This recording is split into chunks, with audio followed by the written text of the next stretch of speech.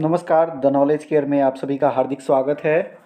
Crown book page bye page series में आज हम बात करेंगे मध्यकालीन भारत में धार्मिक आंदोलन की, और ये हमारा एपिसोड नंबर 13 होगा। तो चलिए डिस्कस करते हैं मध्यकालीन भारत में धार्मिक आंदोलन को। मध्यकालीन भारत में मुसलमानों में सूफी संप्रदाय की प्रगति और हिंदुओं में भक्ति मार्ग पर बल या भक्ति आंदोलन की प्रगति थी। इसमें मुख्य रूप से सूफी आंदोलन और कुछ भक्ति आंदोलन भी देखेंगे। सूफी आंदोलन की चर्चा करें तो सूफी आंदोलन इस्लाम के रहस्यवादी तथा समन्वयवादी दर्शन की अभिव्यक्ति है। इसमें इस्लाम के बाहरी स्वरूप या क्रियाकलापों पर बल नहीं दिया जाता है। इसके स्थान पर आंतरिक प्रेरणा, इंटरनल मोटिवेशन, सदाचार, मानवता, ह्यूमैनिटी, ईश्वर के प्रति प्रेम, इन सब पर बल दिया गया है। मतलब इस्लाम के बाहरी स्वरूप को ना देखकर इसमें जो है आंतरिक प्रेरणा, सद्भाव, मानवता, इन सब पर बल दिया गया है, जो कहीं ना कहीं वर्तमान समय में विलुप्त होता हुआ नज़र आ रहा है। सूफियों के मठ को खानकाह कहा जाता है। ये पॉइंट हमारे लिए निकल के सामने आ रहा है कि सूफियों का मठ जो है उसको खानकाह कहा जाता था, और सूफियों के संघ को वस्ल और उनके कब्र को दरगाह कहा जाता था। कई दरगाह आपने सुना होगा, अजमेर शरीफ का दरगाह, ठीक है, मोइनुद्दीन चिश्ती का दरगाह, ठीक है। तो दरगाह जो है जहाँ पर चादर चढ़ाया जाता है, अक्सर नेता लोग चढ़ाते हैं चादर, बाकी प्रमोशन के लिए बहुत सारे लोग और भी चढ़ाते हैं। वैसे तो मुस्लिम भाई ज़रूर चढ़ाते हैं अपने ख़ास मौक़ों पर। तो सूफियों के मठ को खानकाह, सूफियों के संघ को वस्ल और सूफियों के कब्र को दरगाह कहा जाता था। अकबरनामा जिसे अबुल फजल ने लिखा है उसमें 14 सूफी सिलसिलों का वर्णन किया गया है, जिसमें से 4 सिलसिले जो हैं वो भारत में काफ़ी लोकप्रिय हुए, काफ़ी फेमस हुए। और ये 4 जो सूफी सिलसिले हैं उनमें चिश्ती सिलसिला, सुहरावर्दी, कादिरिया जिसको कादरी सिलसिला भी बोलते हैं, और नक्शबंदी सिलसिला। तो 4 सूफी सिलसिले हैं जो काफ़ी इम्पोर्टेंट है। हालांकि अबुल फजल ने, जो कि उनका अकबरनामा है, उसमें उसने 14 सूफी सिलसिलों का वर्णन किया है, जिसमें से 4 भारत में लोकप्रिय हुए। आइए चिश्ती सिलसिला की बात करते हैं। तो चिश्ती सिलसिला के संस्थापक रहे अबू अब्दाल चिश्ती। जी हाँ, अबू अब्दाल चिश्ती रहे, लेकिन भारत में जो है इनका प्रचार प्रसार ख्वाजा मोइनुद्दीन चिश्ती ने किया था, जो कि काफ़ी फेमस है। अगर आपसे पूछा जाए कि चिश्ती सिलसिले का संस्थापक कौन है तो आप बताएंगे अबू अब्दाल चिश्ती, लेकिन भारत में अगर पूछा जाए कि चिश्ती सिलसिले का संस्थापक कौन है तो मोइनुद्दीन चिश्ती हैं, ठीक है। यही अंतर है दोनों में। इनका जो मुख्य धार्मिक केंद्र था अजमेर था। अजमेर में ख्वाजा मोइनुद्दीन चिश्ती ने अपना एक सेंटर बनाया था, मेन सेंटर बनाया था। इस सिलसिले के संत गरीबी पूर्ण जीवन यापन करते थे। मतलब अभी जो वर्तमान सिलसिला है इसमें भोग विलास, चाहे वो साधु हों, संत हों, नवाब हों, या ये सूफी परंपरा मत वाले हों, सब अब भोग विलास के तौर तरीक़ों पर अब जीने लगे हैं। वो कष्ट देखने को नहीं मिलता है, जिससे थोड़ा सा मोह भंग भी कह सकते हैं।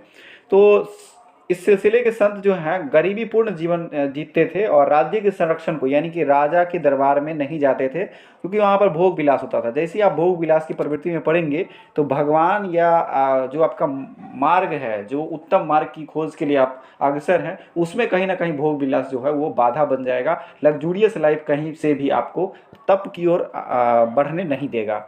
चिश्ती संत जो है खानकाहों में संगीत को ज़्यादा महत्व देते थे।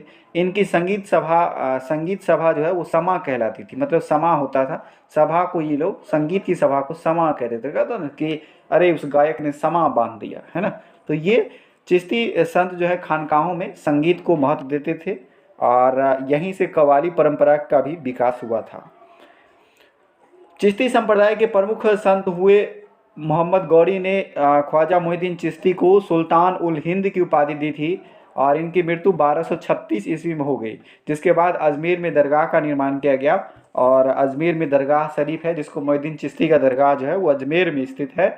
इनके 2 प्रमुख शिष्य हुए शेख हमीदुद्दीन नागौरी और शेख कुतुबुद्दीन बख्तियार काकी। यही कुतुबुद्दीन बख्तियार काकी हैं जिसकी याद में कुतुबुद्दीन ऐबक ने दिल्ली में कुतुब मीनार का नींव रखवाया था, जिसको इल्तुतमिश ने पूरा करवाया था, और इसका जो ऊपरी 2 बिल्डिंग है उसको फिरोज शाह तुगलक ने बनाया था। शेख हमीदुद्दीन नागौरी की बात करें तो इनका जन्म दिल्ली में हुआ था और इनका जो कार्य क्षेत्र था नागौर था, इसलिए इनके नाम में टाइटल जुड़ा हुआ है नागौरी। मोइनुद्दीन चिश्ती ने नागौरी को सुल्तान उल तरीकीन की उपाधि दी थी, जिसका अर्थ था असहायों का बादशाह। ठीक है, गरीबों का मसीहा कह सकते हैं, असहायों का बादशाह शेख हमीदुद्दीन नागौरी को कहा जाता था।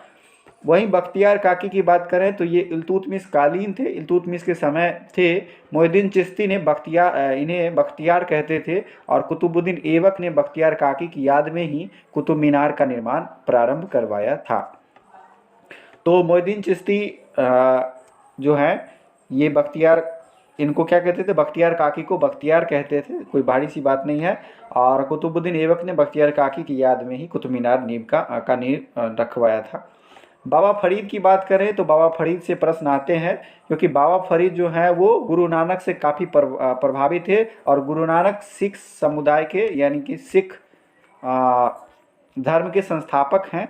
तो ये इम्पोर्टेंट हो जाता है कि गुरु नानक से काफ़ी प्रभावित थे बाबा फरीद, इसलिए गुरु ग्रंथ साहिब में बाबा फरीद की शिक्षाओं का भी संकलन है। ठीक है, गुरु ग्रंथ साहिब में बाबा फरीद की शिक्षाओं का संकलन है। हालांकि गुरु ग्रंथ साहिब जो है वो अर्जुन देव ने लिखा है। ठीक है, इनका कार्य क्षेत्र जो है बाबा फरीद का पंजाब के अजोधन में था। इन्होंने चिल्लाह ए माअकूस की साधना की थी। वहीं निजामुद्दीन औलिया की बात करें, यही निजामुद्दीन औलिया जिन्होंने गयासुद्दीन तुगलक को कहा था हुनूज दिल्ली दूरस्त। ठीक है, तो गयासुद्दीन औलिया जो है, सॉरी निजामुद्दीन औलिया जो हैं, इनके नाम पे स्टेशन भी है दिल्ली में, हज़रत निजामुद्दीन नाम करके। ये बाबा फरीद के शिष्य थे। निजामुद्दीन औलिया किसके चेले थे? बाबा फरीद के। और बाबा फरीद गुरु नानक से काफ़ी प्रभावित थे। बाबा फरीद का नाम जो है या उनके उपदेशों का संकलन गुरु ग्रंथ साहिब में मिलता है। ये मुख्य पॉइंट है, इसको मैं बार बार दोहरा रहा हूँ। ये एकमात्र सूफी संत थे जिन्होंने शादी नहीं की थी। बाकी सारे संत जो थे उन्होंने शादियाँ की थी, सूफी संत, लेकिन निजामुद्दीन औलिया ने शादी नहीं की थी। इनको महबूब ए इलाही कहा जाता था। निजामुद्दीन औलिया को महबूब ए इलाही यानी ईश्वर का प्रिय भी कहा जाता था। अमीर हसन रिजवी की रचना है फवाइदुल फवाद, उसमें औलिया की शिक्षाएं संकलित है। उन्होंने भारतीय योग को प्राणायाम को अपनाया था, मतलब जो योग है उसमें उन्होंने प्राणायाम को अपनाया था। अभी जो है सूर्य नमस्कार को लेकर हमेशा से विवाद देखने को मिलता है, अक्सर डिबेट के माध्यम से भी देखने को मिलता है, ऐसे भी मिलता है, इसलिए उन्हें योग सिद्धि भी कहा जाता है। निजामुद्दीन औलिया ने योग में प्राणायाम को अपनाया था, इसलिए उनको योग सिद्धि भी कहा जाता है। महबूब ए इलाही कहा जाता है। महबूब ए इलाही का अर्थ हो गया ईश्वर का प्रिय। शेख चिश्ती, अमीर खुसरो, अमीर हसन देहलवी इनके प्रमुख चेले थे। तो अमीर खुसरो इनका प्रमुख चेला हुआ, जिसने लगभग 7 या 8 दरबारों को देखा था। निजामुद्दीन औलिया ने खुद 7-8 शासकों को अपने काल में देखा था। तो उसके बाद बारी आती है बहरुद्दीन गरीब की। तो दक्षिण भारत में अगर चिश्ती सिलसिले की बात आ जाए कि दक्षिण भारत में चिश्ती सिलसिले का प्रचार प्रसार किसने किया, तो वो किया बहरुद्दीन गरीब ने किया था। और इन्होंने दौलताबाद को अपना सेंटर बनाया था। गतिविधि का सेंटर जो था बहरुद्दीन गरीब का, वो दौलताबाद था। वहीं गेसूद राज की बात करें तो इन्होंने दक्षिण भारत में गुलबर्गा आपको बता दें बहमनी साम्राज्य की राजधानी थी। बहमनी साम्राज्य की राजधानी गुलबर्गा थी। तो गुलबर्गा को गेसूद राज ने अपना सेंटर बनाया था और गेसूद राज को बंदा नवाज कहा जाता था। बंदा नवाज की उपाधि गेसूद राज को दी गई थी। बारी आती है शेख सलीम चिश्ती की। तो ये अकबर के समकालीन थे। अकबर ने अपने पुत्र जहांगीर का नाम इन्हीं के नाम पर रखा था और ऐसा कहा जाता है कि वह अकबर का जो पुत्र है जिसका नाम सलीम भी है, तो इसी के मतलब आशीर्वाद से या आशीर्वाद प्रसाद जो कहिए उससे अकबर को पुत्र की प्राप्ति हुई थी। तो जहांगीर का नाम उसने सलीम रखा था। बचपन का नाम जहांगीर का सलीम था और बाद में आगे चलकर वह जहांगीर के नाम से जाना गया। तो अकबर के समकालीन थे शेख सलीम चिश्ती। और आगे है सोहरावर्दी सिलसिला। पहला हमने देखा चिश्ती संप्रदाय, जिसके संस्थापक हो गए कौन?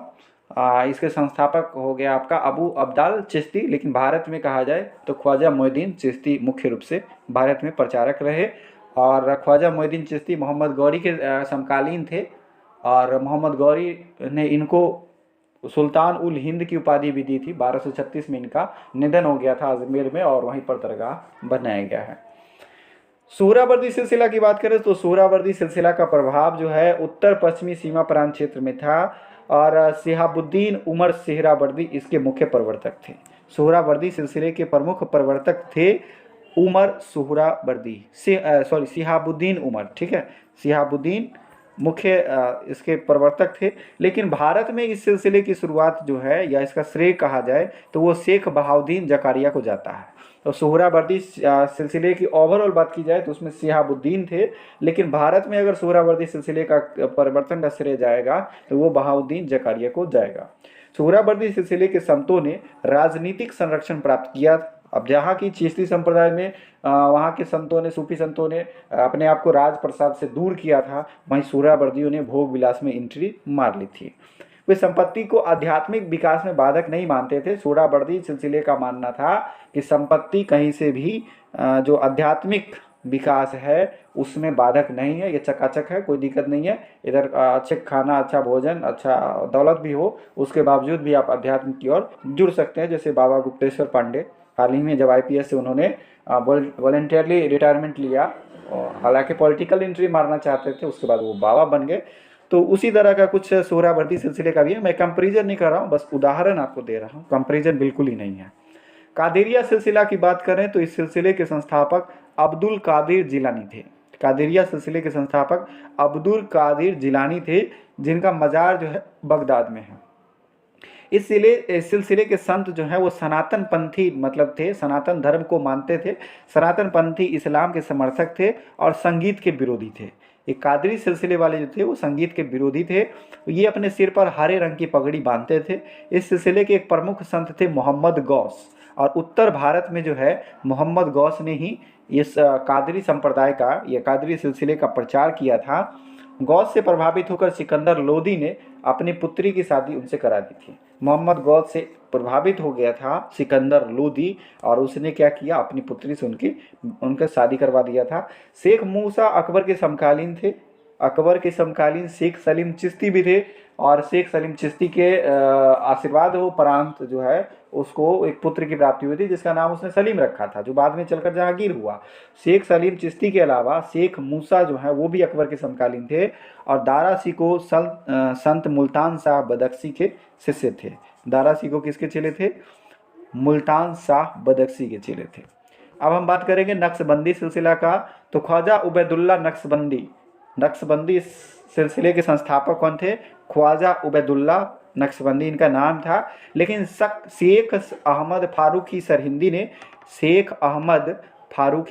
ने भारत में इसका प्रचार किया था। तो नक्शबंदी सिलसिले का प्रचार जो है वो भारत में वो किसके द्वारा किया गया? अहमद फारूकी सरहिंदी के द्वारा किया गया। ये कुरान, हदीस, शरीयत के पालन पर जोर देते थे और संगीत को इस्लाम विरोधी मानते थे। जहाँ संगीत को चिश्ती संप्रदाय ने तवज्जो दी, वहीं पर नक्शबंदी और कादरी सिलसिले वालों ने उसका घोर विरोध किया था।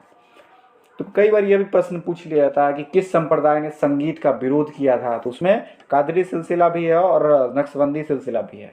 शेख अहमद सरहिंदी को मुजद्दीद कहा जाता था, इसका मतलब इस्लाम का सुधारक कहा जाता था।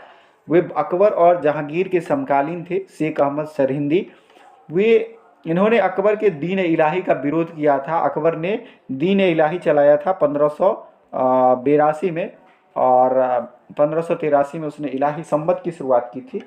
तो उसका जो है इसने विरोध किया था। किसने? शेख अहमद सरहिंदी ने। औरंगजेब के समय जो है यह सिलसिला काफ़ी बढ़ गया और वह शेख मासूम का शिष्य था।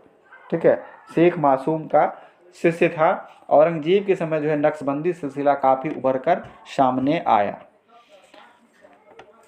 कुछ अन्य फैक्ट्स देखते हैं। फिरदौसी सिलसिला भी हुआ, सोहरावर्दी सिलसिले की एक शाखा ही थी। बिहार में अगर सबसे लोकप्रिय पूछा जाए, चूँकि बिहार स्पेशल भी हमारा इसमें है इंक्लूड, तो बिहार में जो सिलसिला लोकप्रिय रहा वो रहा फिरदौसी सिलसिला, जो कि सोहरावर्दी सिलसिले का ही एक ब्रांच था।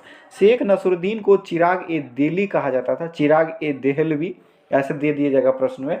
तो चिराग ए देहलवी शेख नसरुद्दीन को कहा जाता था। सूफी मत में गुरु को पीर कहा जाता था और शिष्य को मुरीद कहा जाता था। अभी भी मज़ार, पीर, इन सब शब्दों का प्रयोग किया जाता है। तो वहीं जहाँ पर हमने देखा कि मठ को खानका कहा जाता था, सूफियों के संघ को वस्ल कहा जाता था, उनका जो शबगाह है उसको दरगाह कहा जाता है। वहीं सूफी मत में गुरु को पीर कहा जाता है और शिष्य को मुरीद कहा जाता है। सत्तारी सिलसिला की बात करें तो सत्तारी सिलसिला के संस्थापक थे अब्दुल सत्तार, जो केवल मध्य भारत में ही सक्रिय था। बृहत उल सहूद सिद्धांत का प्रतिपादन शेख अहमद सरहिंदी ने किया था, जो कि नक्शबंदी सिलसिले से संबंधित है, और भारत में नक्शबंदी सिलसिला का प्रचार शेख अहमद सरहिंदी ने ही किया था, जिसको मुअज्जिद यानी इस्लाम का सुधारक भी कहा जाता है। सूफियों के संप्रदाय बासारा और बेसारा दो टाइप के होते थे। बासारा उनको कहा जाता था जो शरीयत के आदेश को मानते थे, और बेसारा जैसे गांव में भी कहा जाता है, ठीक है, बहेरा कहा जाता है, तो उसी से आप लिंक कर लेंगे कि जो बात नहीं मानता उसको बेहेरा कहेंगे, यानी कि बेसारा था, और जो उसकी बात को मानता था वो बासारा था। बस थोड़ा सा का अंतर है शब्दावली में, लेकिन अर्थ पूरा चेंज है। अगर बासारा की बात करें तो जो शरीयत के नियम को फॉलो करेगा वो बासारा है, और जो नहीं फॉलो करेगा उसे हम बेसारा कहेंगे। प्रत्येक सूफी सिलसिले का प्रधान खलीफा कहलाता था, और आपने देखा भी कि जो आपका दिल्ली सल्तनत था उसमें एक परंपरा सी थी कि खलीफा से जो है, तुर्की के खलीफा से वो सुल्तान की उपाधि लेना अनिवार्य होता था। वो लीगल माना जाता था कि हाँ वाकई में वह सुल्तान बना है, वह सर्टिफाइड है, लीगल है, प्रमाणिक है एकदम। औरंगजेब ने सरमंद नामक सूफी संत को मृत्युदंड दिया था। औरंगजेब थोड़ा था इस नक्शवादी टाइप का, और नक्शबंदी सिलसिला इसी के समय ज़्यादा उभर कर सामने आया था। नक्शबंदी औरंगजेब ने सरमद नामक सूफी संत को मृत्युदंड दिया था। हालांकि उसने औरंगजेब ने तेग बहादुर की भी हत्या करवाई, जो कि सिखों के 9वें गुरु थे शायद, आगे हम चर्चा करेंगे। हिंदू धर्म के अंतर्गत उत्पन्न भक्ति आंदोलन मध्य युग के धार्मिक जीवन की एक महान विशेषता थी। भक्ति आंदोलन के प्रवर्तकों ने जाति प्रथा का विरोध किया था। बिल्कुल जाति प्रथा से हटकर भक्ति आंदोलन चला, और इसमें मूर्ति पूजा को आवश्यक नहीं बताया गया। हालांकि आर्य समाज ने इसको दोहराया भी, ठीक है, और एकेश्वरवाद का समर्थन किया कि ईश्वर एक है, बस इसी पर फोकस करिए, ईश्वर एक है। भक्ति आंदोलन का विकास 7वीं और 12वीं शताब्दी के बीच दक्षिण भारत में हुआ था। दक्षिण भारत में नैनार कहा जाता था, जो कि शिव के उपासक होते थे उनको नैनार कहा जाता था। वहीं जो विष्णु के उपासक थे उनको अलवार संत कहा जाता था। कई बार एग्जाम में प्रश्न पूछे गए हैं, इसको लिंक करके देख लेंगे कि शिव जी का जो है वो त्रिनेत्रधारी हैं, तो नयन जो है ज़्यादा शैव उपासक के हैं, यानी शिव जी वाले हैं, और एक आप जान लेंगे तो दूसरा आप अल्टीमेटली फाइंड कर लेंगे कि अलवार जो है वो वैष्णव संप्रदाय को मानते थे। ईश्वर को व्यक्तिगत भक्ति पर जोर दिया। इस आंदोलन का प्रमुख प्रचारक जो है, भक्ति आंदोलन का प्रवर्तक पूछा जाता है तो वह शंकराचार्य को माना जाता है। वहीं उत्तर भारत में, संपूर्ण भारत में कहा जाए तो शंकराचार्य ही माने जाते हैं। उत्तर भारत में भक्ति आंदोलन को लाने का श्रेय जो है वह रामानंद को जाता है। हिंदुओं का यह सुधारवादी आंदोलन था जिसमें शुद्धि वगैरह था। इसमें कई प्रकार के संप्रदाय हुए, जहाँ से मिलान करने वाले प्रश्न अक्सर बनते हैं, और यहाँ पर कभी दर्शन और कभी संप्रदाय और प्रतिपादक तीनों को मिलाकर भी प्रश्न पूछा जाता है। जनरली कंबाइन करके 2 पूछा जाता है। तो सबसे पहले देखेंगे कि शंकराचार्य जो है वह अद्वैत हुए, यानी कि दूसरा इनके जैसा शंकराचार्य जो है दूसरा शंकर के जैसा दूसरा नहीं हुआ, शंकर के जैसा दूसरा नहीं हुआ, यानी शंकर का दर्शन अद्वैतवाद था।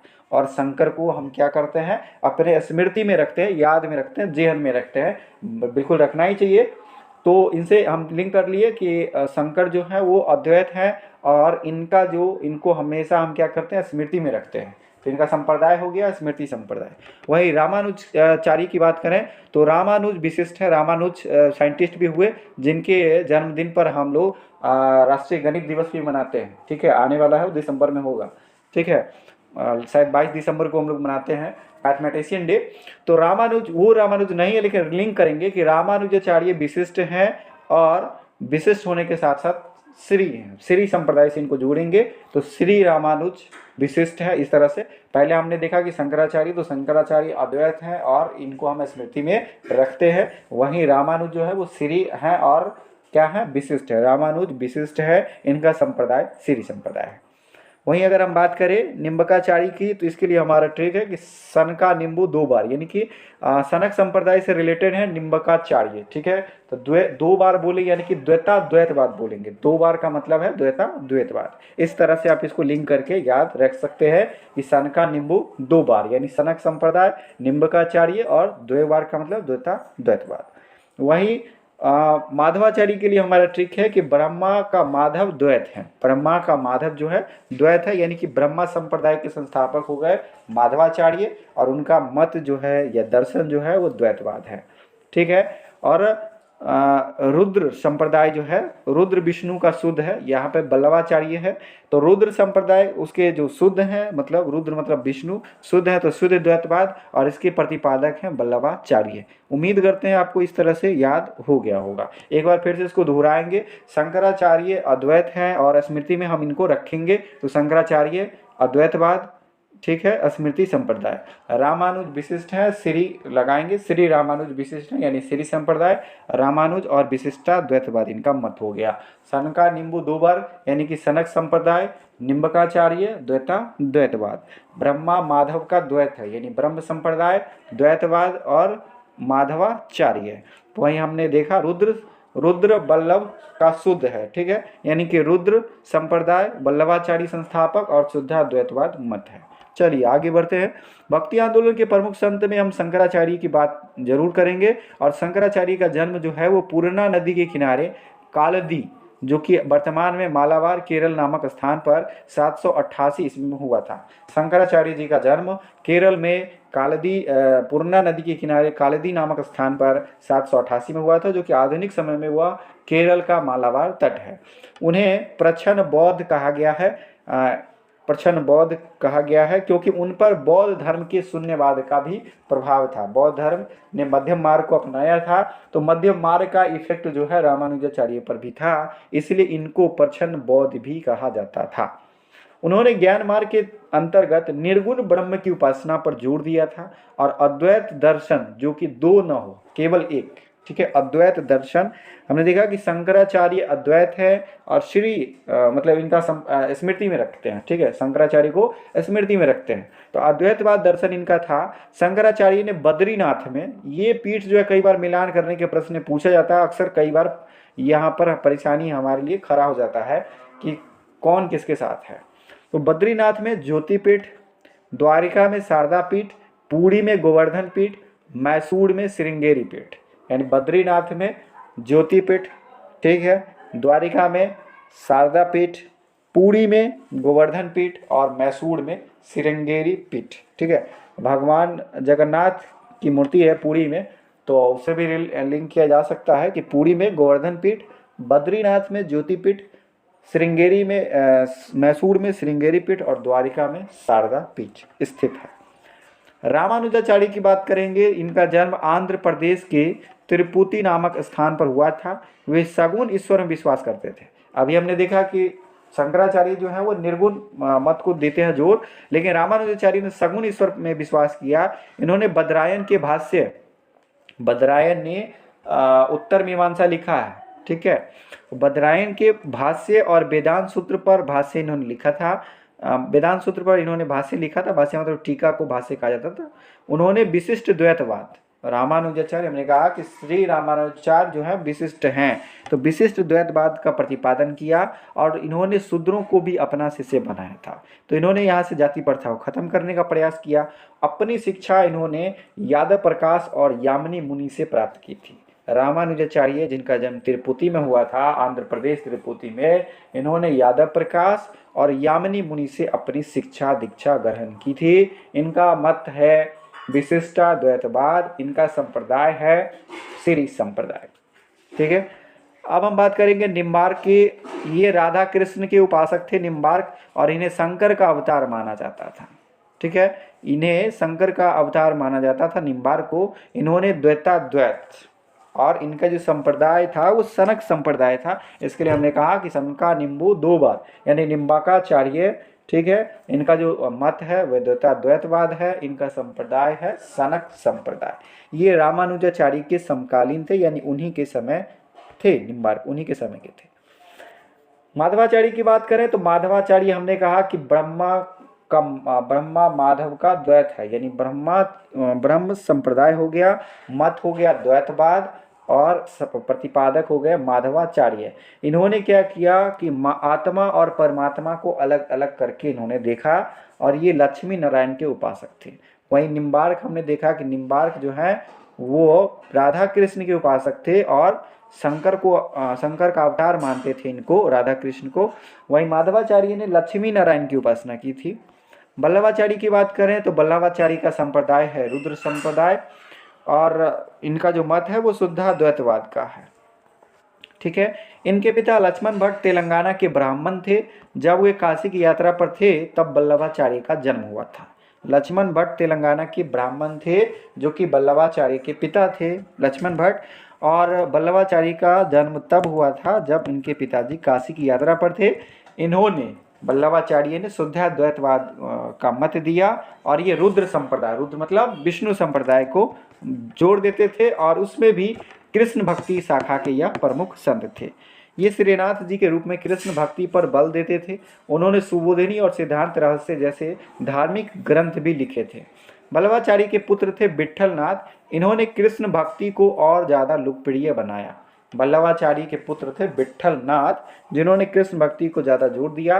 अकबर ने उन्हें गोकुल और जैतपुरा की जागीरें दे दी थी। औरंगजेब के समय श्रीनाथ जी की मूर्ति को उदयपुर पहुंचा दिया गया, जहां वह नाथ द्वारा के नाम से भी विख्यात हुए थे।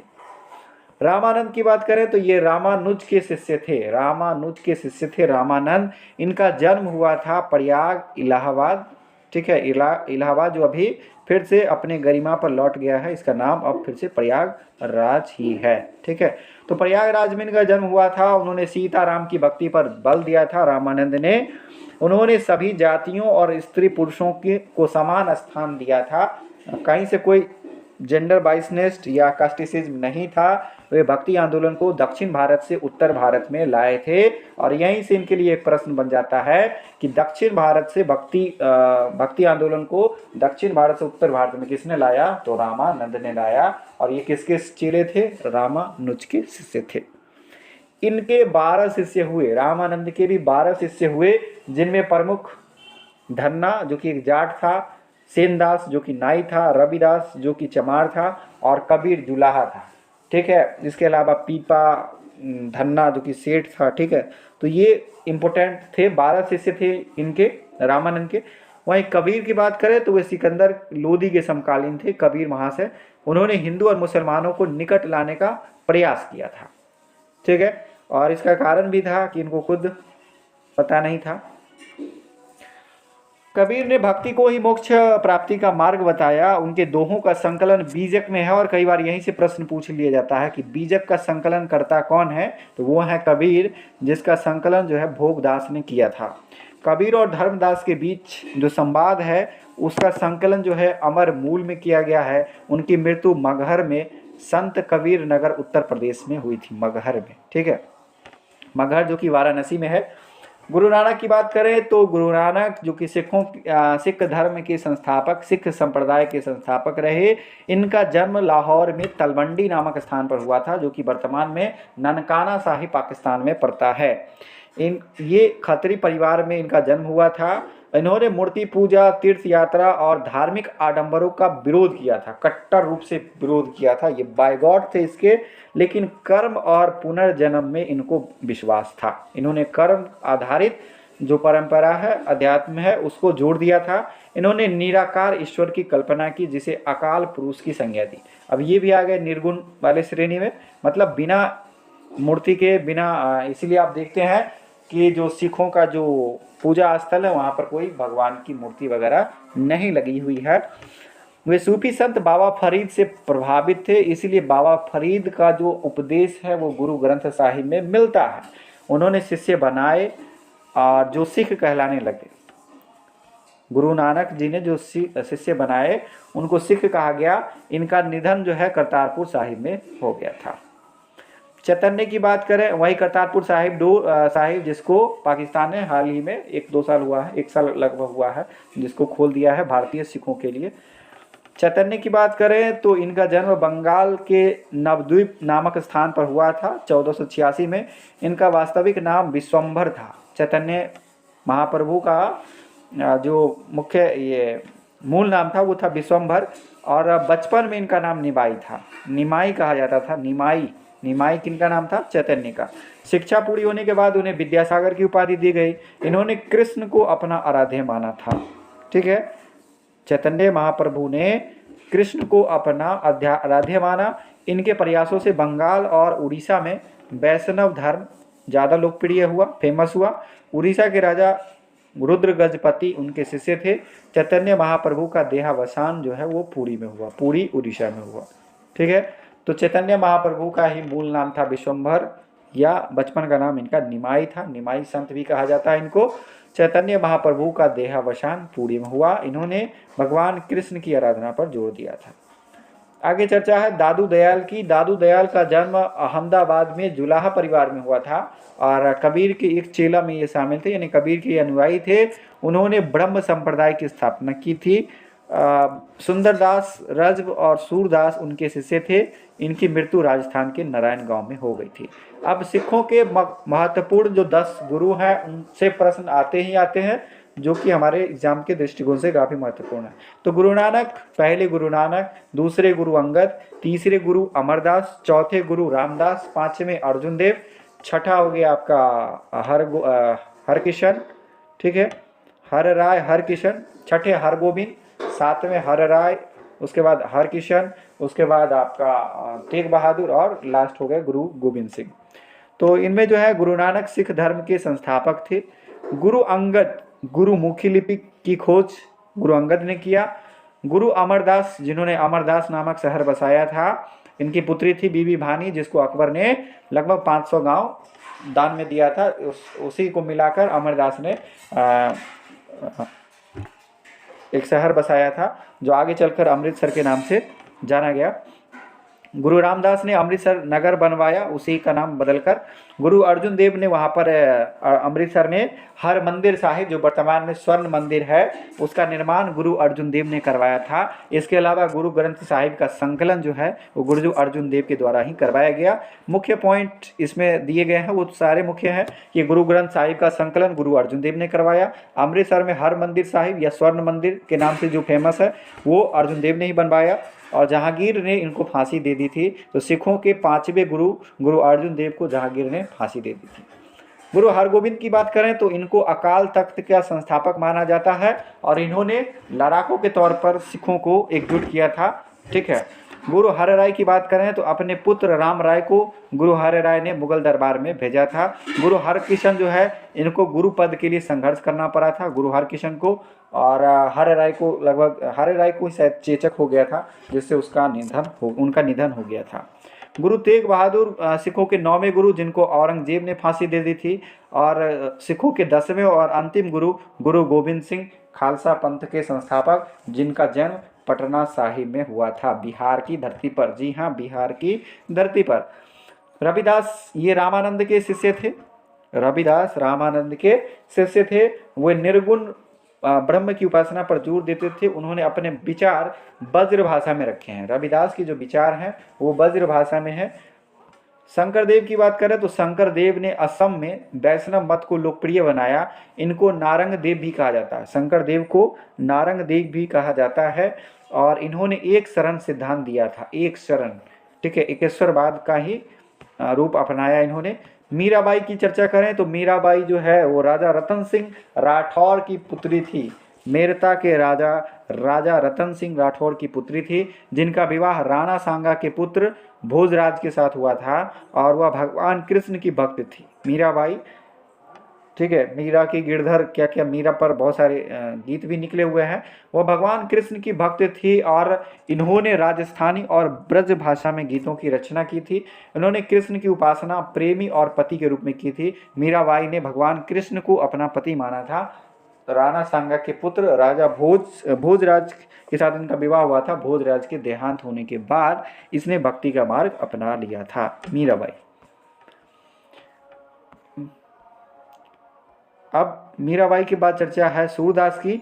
तो सूरदास का जन्म रोनकता नामक गांव में हुआ था। ये अकबर और जहांगीर के समकालीन थे। सूरदास अकबर और जहांगीर के समकालीन थे। इन्होंने भी ब्रज भाषा में सुरसारावली, सूरसागर और साहित्य लहरी कई बार पूछा गया है।